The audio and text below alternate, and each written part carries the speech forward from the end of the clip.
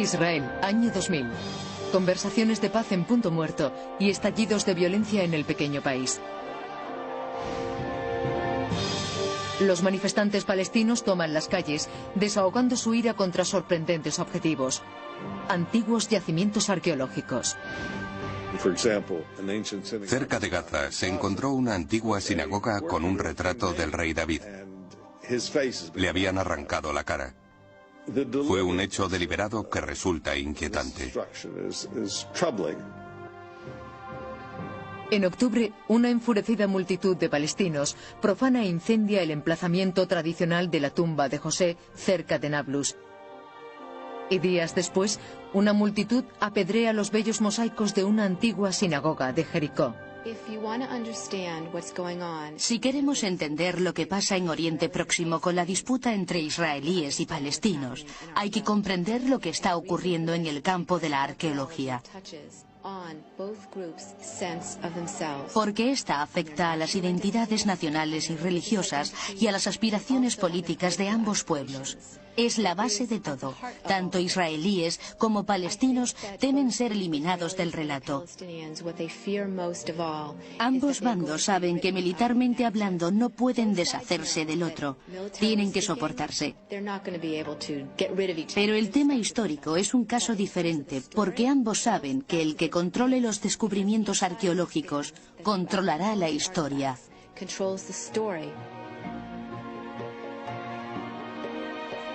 Aunque esta destrucción de restos es un inquietante capítulo de la historia de la arqueología bíblica, no es sorprendente, porque esta especialidad nació de disensiones políticas hace más de 200 años. Arqueología y política son una peligrosa combinación, pero tienen una larga historia en Oriente Próximo. El primer capítulo de dicha historia comienza en Egipto, en 1831. Cuando el gobernador otomano Mehmet Ali toma el control de Palestina, abre la región prohibida a los viajeros de Occidente por primera vez en 600 años. Impaciente por aprovecharse de la nueva política de Ali, Edward Robinson, un intrépido norteamericano estudioso de la Biblia, viaja a El Cairo en 1838. Henchido de fervor cristiano, la intención de Robinson era localizar los lugares mencionados en la Biblia y demostrar la veracidad de sus relatos. Escribió: La tradición eclesiástica respecto a Jerusalén y Palestina no tiene ningún valor, salvo donde está apoyada por circunstancias que conocemos por las Escrituras.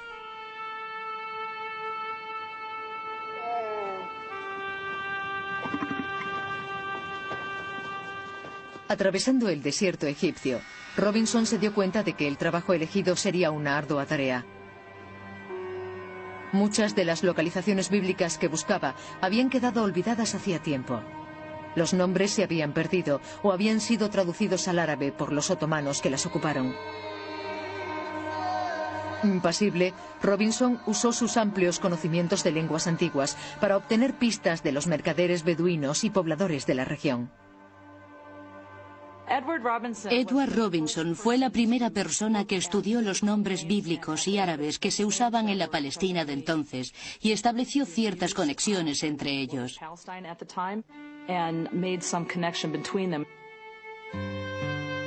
Tel el-Kadi significa en árabe el cerro del juez. En hebreo, Dan significa juez. Robinson afirmó que Tel el-Kadi era el antiguo Dan bíblico. 150 años después, se demostraría la correcta identificación de Robinson, y Tel Dan se convertiría en el centro de la controversia bíblica. Aunque el viaje de Robinson solo duró 2 meses, el libro que escribió sobre sus descubrimientos es imperecedero. El trabajo de Robinson sigue siendo material de referencia. Es la primera identificación con la que se cuenta cuando se habla de excavar en un sitio u otro o de confirmar la historia de su nombre. Reescribió el mapa del moderno Israel y situó por primera vez en él los nombres bíblicos.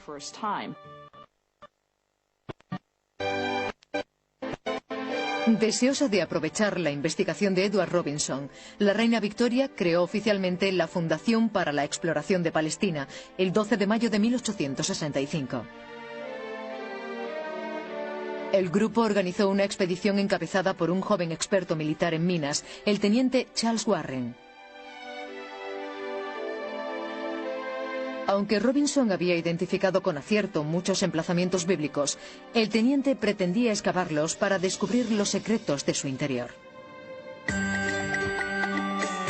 El grupo partió en febrero de 1867 con destino a Jerusalén y comenzó a excavar a la sombra del enorme complejo musulmán conocido como Haram el-Sharif.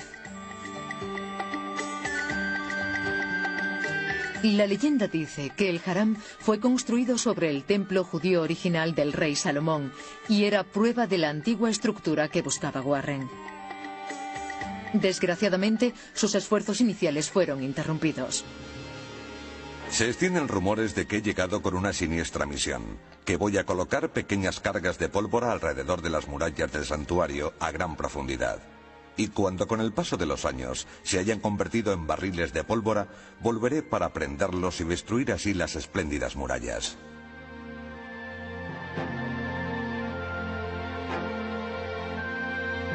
Recelosos del hombre al que llamaban el Topo, los fieles islámicos presionaron a las autoridades otomanas locales que respondieron prohibiendo excavar a los ingleses en cualquier lugar cercano a la mezquita. Impasible, el teniente Warren utilizó su formación de zapador y encontró otra fórmula. Cualquier dueño de terrenos puede excavar en su propiedad. Si llegaba a un acuerdo con el propietario, yo solo estaría excavando para él. Escogí un emplazamiento en el muro sur, oculto tras unas chumberas, donde podría trabajar con seguridad.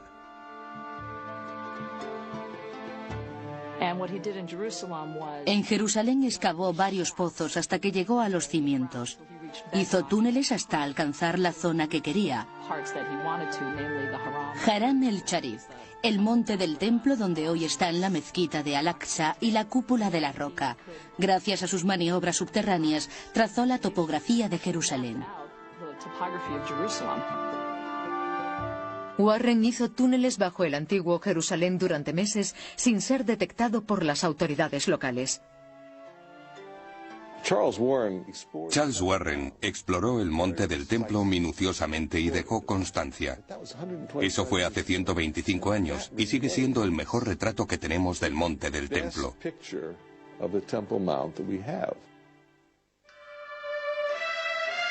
Warren hizo interesantes descubrimientos, pero el más impresionante es un foso de 3 metros de ancho que parece conectar la ciudad antigua con el suministro de agua de la fuente de Gijón.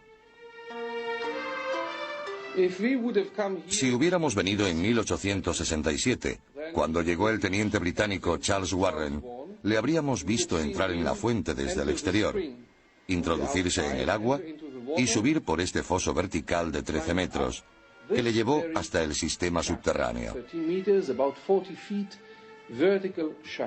Esto fue lo que vio Warren.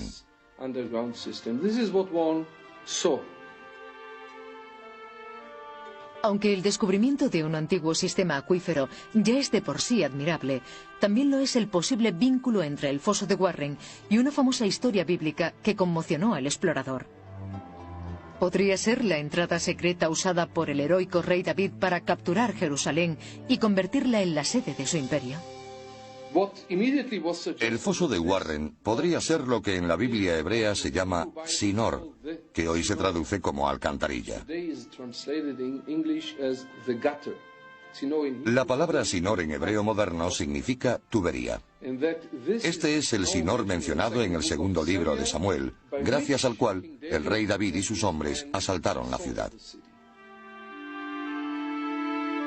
Sería una teoría debatida durante 100 años antes de que un descubrimiento accidental disipara las dudas. El descubrimiento del foso de Warren le proporcionó fama personal. Desgraciadamente, sus técnicas arqueológicas no fueron tan buenas. Ya no hacemos túneles porque perdemos el contexto arqueológico. Es un trabajo muy irregular, caro y peligroso.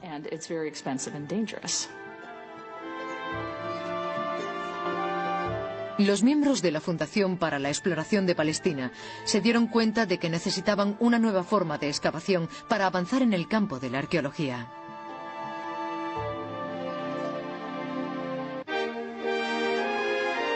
Londres, 1890. Cuando las técnicas de Warren se mostraron poco prácticas, los miembros de la Fundación decidieron buscar otro tipo de excavación para avanzar.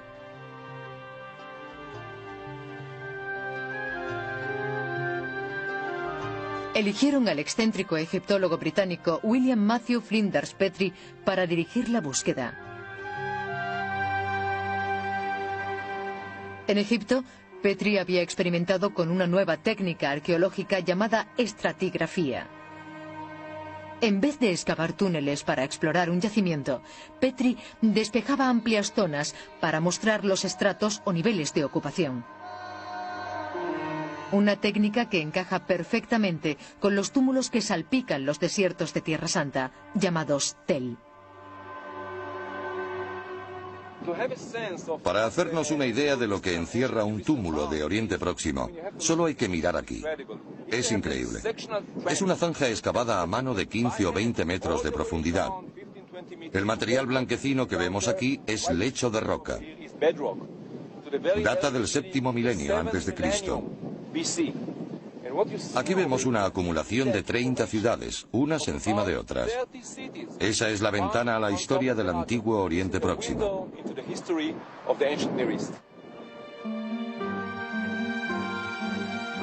Petrie comenzó las excavaciones en Tel el-Hesi en 1890 y enseguida percibió lo adecuado de su técnica estratigráfica.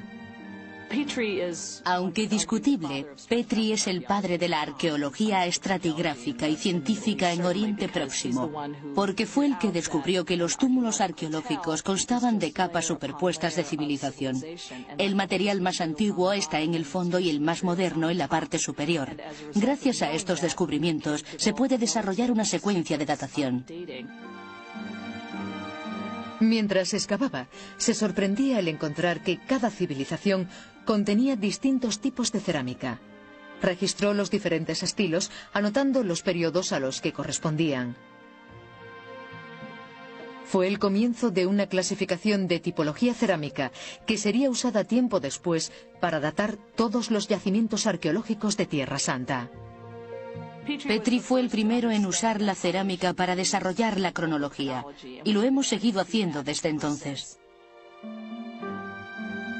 Con las nuevas técnicas de Flinders Petrie, los arqueólogos por fin contaban con las herramientas necesarias para abordar las preguntas clave sobre la Biblia. Desgraciadamente, tendrían que esperar varios años para usarlas. Con el asesinato del archiduque austriaco Francisco Fernando, el 28 de junio de 1914, el mundo entró en guerra. El Imperio Otomano formó alianza con Alemania y de la noche a la mañana se convirtió en acérrimo enemigo de Francia, Gran Bretaña y los Estados Unidos. Los arqueólogos extranjeros se vieron obligados a abandonar sus excavaciones y a regresar a casa esperando el resultado de la guerra. La Primera Guerra Mundial fue un golpe mortal para el Imperio Otomano. Tras la derrota de Alemania en 1918, Gran Bretaña tomó el control civil de Tierra Santa. Cuando la Liga de Naciones ratificó el mandato de Palestina, incluyó un acceso ilimitado a los arqueólogos extranjeros, marcando el comienzo de la Edad de Oro de la arqueología bíblica. El siglo XIX vio el nacimiento de la arqueología como disciplina y el siglo XX, con la excavación de yacimientos en la antigua Palestina, Egipto y Mesopotamia, abrió nuevas oportunidades para ver el mundo de la Biblia. Esto provocó una ola de entusiasmo y sobreinterpretación de la arqueología, afirmando, ahora puede probar la Biblia. Uno de los mayores defensores de este movimiento fue un joven norteamericano, profesor de lenguas semíticas, llamado William Foxwell Albright. Abraham Biran fue uno de los primeros alumnos de Albright. Albright era muy estricto y exigente. Era un profesor maravilloso. Era un genio. Pero nos sacaba de quicio. ¿Cómo podríamos ser como Albright? Albright alardeaba de su trayectoria, pero como Edward Robinson antes que él, ocultaba un interés religioso. Albright pretendía refutar la nueva ola de eruditos bíblicos que cuestionaba la precisión histórica de la Biblia. William Foxwell Albright se había iniciado en la escuela crítica del siglo XIX. Sin embargo, cuando comenzó sus trabajos arqueológicos, se dio cuenta de que parecían confirmar cada vez más la Biblia. Entonces abandonó sus suposiciones críticas y se aproximó a una dirección más positiva.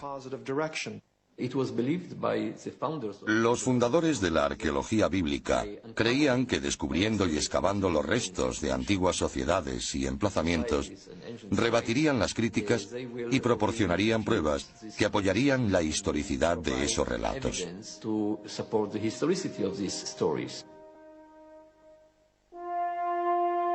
Ávido de resultados, Albright buscó túmulos que ocultaran las ruinas más espectaculares. Encontró lo que estaba buscando en el libro de Josué del Antiguo Testamento.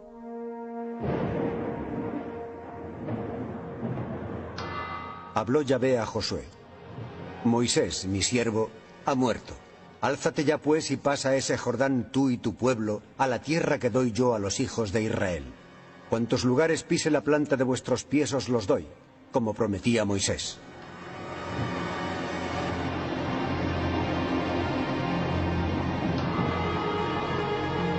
Según la Biblia, tras escapar de su cautiverio en Egipto, el pueblo hebreo llegó a la tierra prometida que Dios había descrito a su antepasado Abraham. Pero para ganársela, primero debían derrotar a los cananeos, adoradores de ídolos que habitaban el lugar.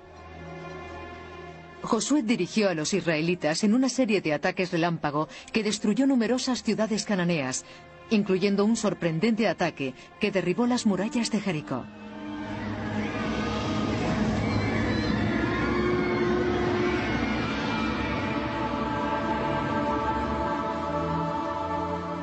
En 1926, William Albright comenzó a investigar los túmulos que se decía cubrían las ciudades conquistadas por Josué.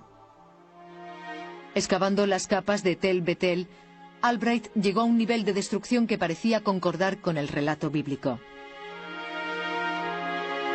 Continuó y encontró una capa similar en el antiguo emplazamiento de Gibea. El arqueólogo anotó con seguridad: el primer estrato de la época de los jueces ha sido quemado como se describe en la Biblia. Pronto, otros arqueólogos bíblicos informaron de destrucciones similares en sus yacimientos, incluyendo una muralla derruida en la legendaria ciudad de Jericó. John Garstan excavó en un lugar llamado Tel el Sultán, al que llamamos Jericó. Ocurrió en los años 30. Él creía en la veracidad de la historia bíblica. Descubrió una ciudad masivamente destruida. Encontró fragmentos de la muralla, ladrillos de adobe caídos y rastros de un incendio. Lo dató en el año 1400 a.C. Sus conclusiones fueron aceptadas durante más de 20 años. Era la prueba de la conquista de Josué. En 1940, Albright reunió suficientes pruebas para proponer una nueva cronología del antiguo Israel, basándose en la Biblia y en los restos arqueológicos. Y concluyó: gracias a esta investigación, hemos conseguido un gran triunfo para la teología. Los sucesivos descubrimientos han establecido la precisión de innumerables detalles y el reconocimiento de la Biblia como fuente histórica.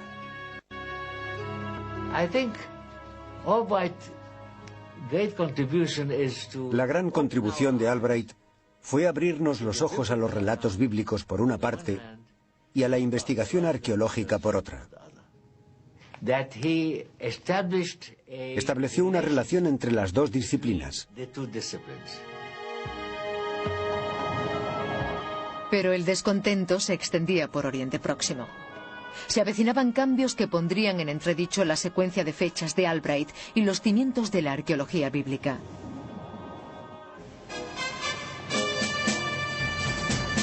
El 1 de septiembre de 1939. Las tropas nazis invaden Polonia provocando la Segunda Guerra Mundial. Durante el conflicto, miles de judíos huyeron de la opresión nazi en Europa y con el tiempo se establecieron en Palestina. Después de la Segunda Guerra Mundial, esta nueva población inmigrante elevó una petición a las Naciones Unidas solicitando refugio. El 14 de mayo de 1948, Israel se autoproclama oficialmente como Estado. La ubicación del nuevo Estado judío es basada en la afirmación bíblica de la tierra prometida por Dios al patriarca Abraham. A tu descendencia he dado esta tierra desde el río de Egipto hasta el gran río, el Éufrates. Antes de crearse el Estado de Israel, había muchos planes sobre el futuro emplazamiento del país. Algunos propusieron Uganda, otros incluso Madagascar. Se eligió Israel por la historia bíblica. Es la esencia de cómo los israelíes se ven a sí mismos.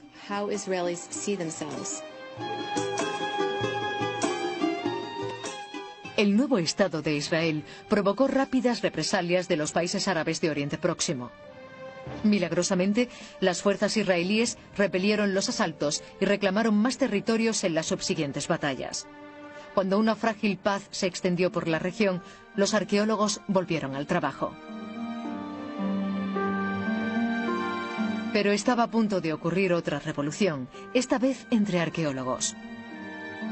En 1952, la famosa arqueóloga inglesa Kathleen Kenyon abrió un nuevo yacimiento en Jericó, donde 20 años antes John Garstan había encontrado pruebas de una muralla derribada que atribuyó al ataque de Josué. Kenyon esperaba verificar los resultados de su colega usando una nueva tecnología que incluía el sistema experimental del carbono 14. Kathleen Kenyon excavó y encontró pruebas de la misma destrucción, pero lo dató en el año 1550 a.C. En otras palabras, 150 años antes de lo que había dicho Garstan, 150 o 200 años antes del ataque de Josué y los israelitas. Kenyon concluyó que Garstan estaba equivocado. Las murallas no fueron destruidas por Josué en el año 1400 a.C. De hecho, Jericó estuvo desierta durante la vida de Josué.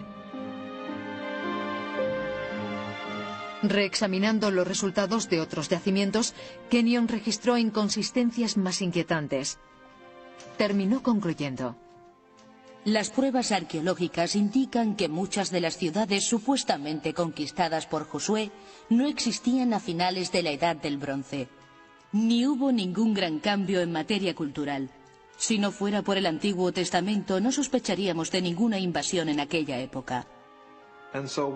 Los eruditos comenzaron a cuestionarse la teoría de la conquista. Nadie podía relacionar ninguna de las destrucciones con los israelitas. En otras palabras, no había inscripciones que afirmaran que Josué hizo una cosa o los israelitas otra. No había pruebas directas que relacionaran la destrucción con los israelitas. Los eruditos comenzaron a pensar que no tenían pruebas sólidas de dicha conquista. De repente se ponía en entredicho la cronología de Albright con la acusación de que el celo religioso de algunos arqueólogos podía nublar su juicio científico. La mayor parte de la investigación arqueológica en Tierra Santa ha sido arqueología bíblica.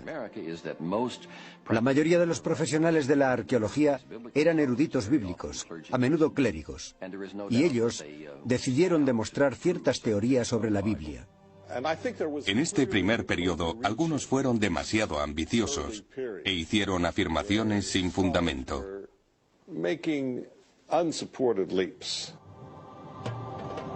Muchos eruditos comenzaron a preguntarse de dónde provenían los israelitas si la conquista de Josué no había ocurrido. Un extraño cambio de acontecimientos dio lugar a otra teoría.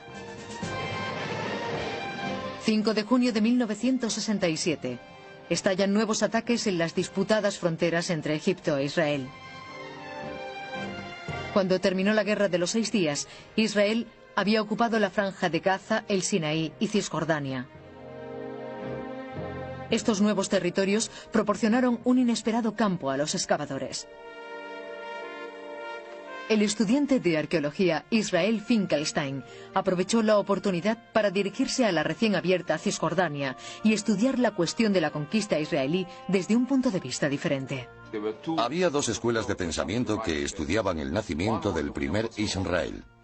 Una era la de William Foxwell Albright. En los registros arqueológicos tenemos pruebas de la conquista militar unificada de Canaán por los israelitas. También había una escuela alemana que propugnaba que el nacimiento de Israel fue una infiltración pacífica de unos pastores nómadas desde las estepas hasta las tierras altas, y que no tuvo nada que ver con una conquista militar. En ese punto entramos nosotros en escena. A comienzos de la década de los 70, investigadores de la Universidad de Tel Aviv realizaron una serie de reconocimientos de las tierras altas de Cisjordania, anotando cualquier rastro de antiguos poblamientos. Reduciendo los datos acumulados en un ordenador, compilaron una enorme base de datos de los primeros asentamientos en la zona. Fueron descubrimientos realmente importantes. Encontramos ciclos, altibajos de olas de asentamientos y crisis posteriores. Otra ola de asentamientos y... Creo que Israel nació de una población indígena, que creció impulsada por razones socioeconómicas, más que de un pueblo venido de fuera.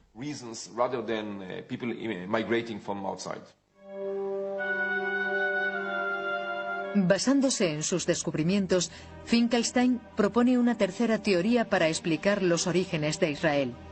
Los israelitas no derrocaron a los cananeos, evolucionaron de ellos. Ven este desarrollo de Israel como un desarrollo interno en vez de como un pueblo del exterior, como afirma la Biblia. Los israelitas eran cananeos, no eran extranjeros, no habían estado en Egipto. No hubo ningún Moisés ni ningún éxodo, formaban parte de la población local. Es una teoría válida para William Dever, aunque difiere de Finkelstein en algunos puntos. Estamos de acuerdo en los orígenes indígenas de los primeros israelitas. Sin embargo, él cree que muchos de ellos eran pastores nómadas establecidos. Yo creo que la población era una mezcla de pastores nómadas y granjeros de todos los rincones de Canaán, refugiados de los decadentes estados cananeos, y quizá algunos recién llegados de Egipto que pudieron haber llevado con ellos la historia del Éxodo. Para mí, Israel es una mezcla mucho más dinámica que para él. Sea cual fuere la mezcla, las subsecuentes excavaciones, como esta en la antigua ciudad de Jasor, muestran que muchos de estos pueblos tienen sorprendentes similitudes. Son sencillos grupos de casas sin palacios, edificios públicos o templos. Esto es lo que tenemos de los siglos XII u XI. Este es el periodo del asentamiento. Independientemente de que hablemos de israelitas, proto-israelitas o cananeos, es el tipo de ocupación pobre y miserable que nos queda de esos dos cruciales siglos. Con el tiempo, se autodenominaron israelitas, en el siglo X o IX. Yo los llamo proto-israelitas por precaución, porque los israelitas de estos primeros pueblos no son los mismos que los del periodo monárquico. Estoy prácticamente seguro de que son los auténticos antepasados del Israel moderno. Finkelstein es mucho más escéptico que yo en este punto.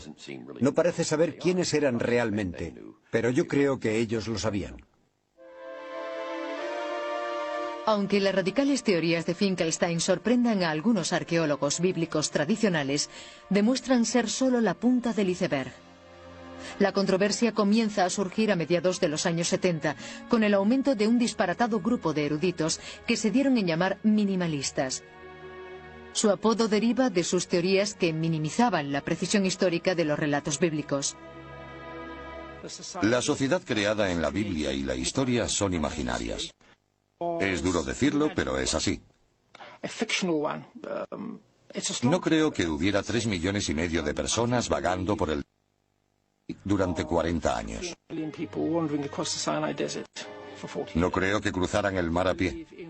No creo que descendieran de un único antepasado. No creo que cometieran un genocidio y acabaran con todo un pueblo. No se puede juzgar la Biblia solo por lo que dice. Eso no vale nada. Hay que usar hechos independientes por muy desagradable que resulte. Hay que usar el sentido común histórico. No hay alternativa.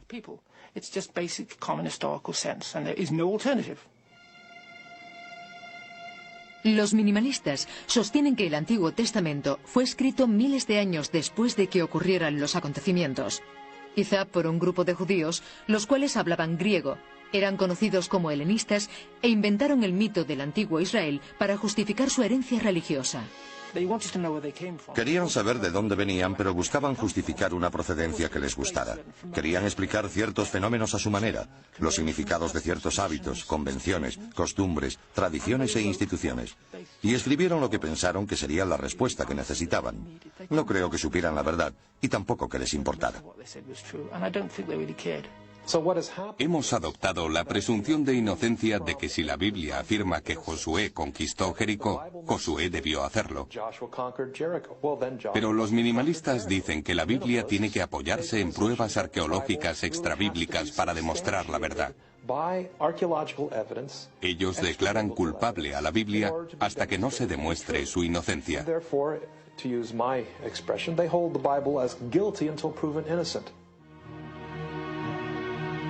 En 1995, los radicales puntos de vista de los incrédulos minimalistas se convirtieron en tema sensacionalista para desilusión de los arqueólogos más conservadores. Si mañana aparece un libro diciendo que la Tierra es plana, el tema acaparará los titulares.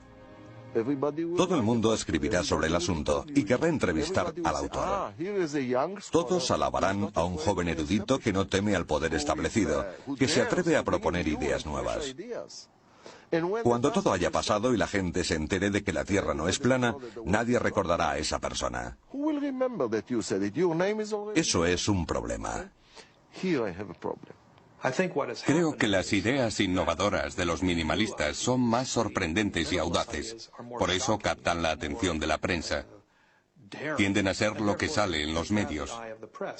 Pero la realidad es que los defensores de estas radicales ideas representan una pequeña minoría y han recibido una desproporcionada atención en los últimos 10 o 15 años.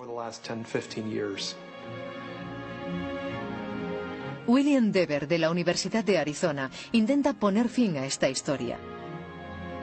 En su libro ¿Qué sabían los escritores de la Biblia y cuándo se enteraron?, Dever declara la guerra a la retórica revisionista. Los revisionistas dicen que la arqueología ha demostrado que los patriarcas no fueron figuras históricas, que Moisés no existió, que no ocurrió ninguna conquista de Canaán. Pero no son precisos. La arqueología no ha demostrado que ninguna de esas cosas sea verdad, pero tampoco lo contrario. No hay modo de que la arqueología pruebe los relatos de la Biblia. A veces puede desmentirlos, cosa molesta, pero al menos para mí es mejor así. Siempre podemos descubrir si un relato bíblico está equivocado, pero si no es cierto, podemos descubrir la verdad. Dever se siente ofendido por la afirmación de los minimalistas. Un grupo de judíos helenistas que hablaba griego escribió la Biblia en el siglo II a.C. La idea de los revisionistas de que la Biblia es una obra helenística hace caso omiso de todo lo que sabemos de dicha era. Hay que recordar que la mayoría de los especialistas del Antiguo Testamento no están instruidos en el mundo clásico, y este es un grupo de eruditos que dicen que la Biblia es producto de una época que ellos no conocen. Como prueba contra la revisada datación del Antiguo Testamento de los minimalistas, Dever apunta a dos pequeños manuscritos de plata encontrados en una tumba cercana a Jerusalén. Contienen una bendición sacerdotal tomada de la Biblia, pero datada alrededor del 600 a.C. Según los revisionistas, la Biblia no se escribió hasta el periodo helenístico, en el siglo II a.C., 4 siglos después. Pero hay un trozo de escritura muy antiguo y no es el único. Hay pruebas que demuestran que la mayoría de las historias de la Biblia no pertenecen al mundo judío helenístico, sino a la Palestina de la Edad del Hierro. Cualquiera que coja dos pequeños rollos de plata y afirme que demuestran que la Biblia no puede ser del periodo helenístico porque es el mismo texto que hay en la Biblia, es un historiador incompetente. La norma dice que se empieza a datar por lo último, no por lo primero. Irónicamente, el mayor reto para los minimalistas proviene de una nueva raza de arqueólogos que ayudaron a nacer. Como la crítica a la Biblia a principios del siglo XX inspiró el trabajo de hombres como Albright, los recientes ataques a los minimalistas están provocando un regreso a estudios basados en la fe. Tengo un cierto interés teológico y no me importa decirlo. Creo que la Biblia es históricamente cierta. Una persona que se tome en serio la Biblia y busque integrarla de un modo responsable en los datos arqueológicos e históricos, sigue el legado de William Foxwell Albright.